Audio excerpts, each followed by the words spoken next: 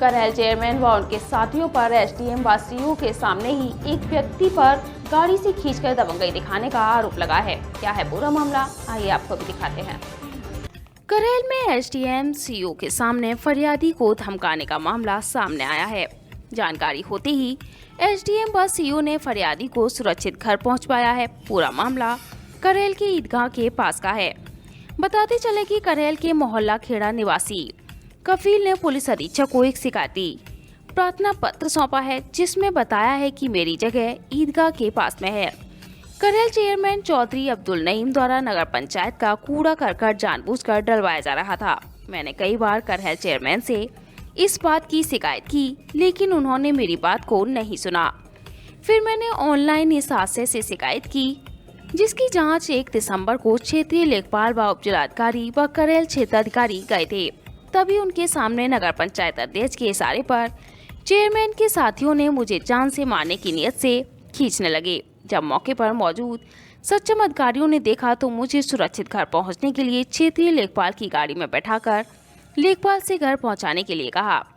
दोबारा जैसे ही एसडीएम करहल की गाड़ी आगे बढ़ी तो दबंगों ने लेखपाल की गाड़ी की खिड़की खोलकर मुझे दोबारा गाड़ी से खींचने लगे। तब तक अधिकारियों की निगाह मुझ पर पड़ गई और उन्होंने मुझे सुरक्षित घर पहुंचाया।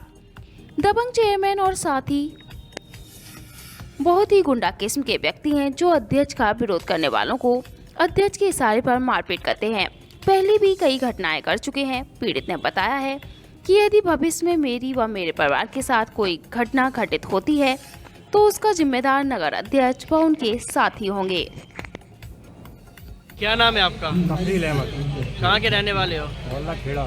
क्या समस्या है आपकी? जो समस्या ये थी, मेरी ज़मीन ईदगाह के पीछे है, जिस पे मेरे पुरखों की ज़मीन पे नाम में छेड़छाड़ कर दी गई। उसका मैंने दावा संशोधन माननीय एसडीएम न्यायालय के यहाँ डाला है और वो कोर्ट में है मामला। उस जगह पे स्टे भी है।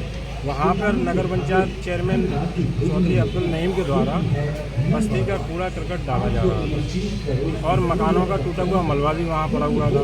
तो मैंने उसकी शिकायत ऑनलाइन उच्च अधिकारियों से की, जिसकी जांच कल वहाँ पहुँची थी। 3 क्षेत्रीय अधिकारी थे वहाँ पे, एसडीएम महोदय भी थे, तहसीलदार साहब भी थे और सीओ साहब भी थे।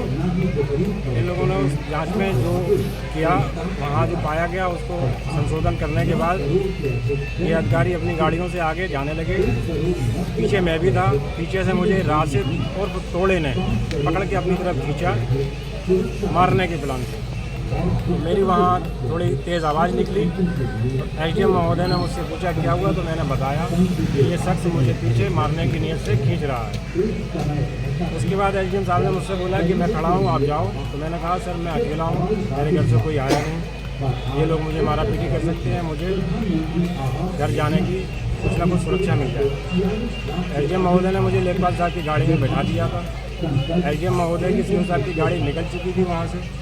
लेखपाल साहब की गाड़ी मुड़ रही थी। गाड़ी मुड़ते में तोड़े और राशिद ने एसडीएम लेखपाल साहब की गाड़ी को खिड़की खोल के मुझे खींचने का प्रयास किया। वो तो भलेमान लेखपाल साहब थे, जिन्होंने मुझे वहाँ सकुशल बचाया और अपनी गाड़ी में बिठा के माननीय एसडीएम महोदय को अवगत कराया। उन्होंने मुझे थाने बोला, FIR करवाओ उनके खिलाफ।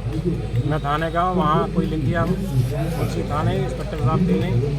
इसलिए लेखपाल साहब ने कहा कि कल शनिवार है, आप अपनी शिकायत करना। तो मैं यहाँ आया।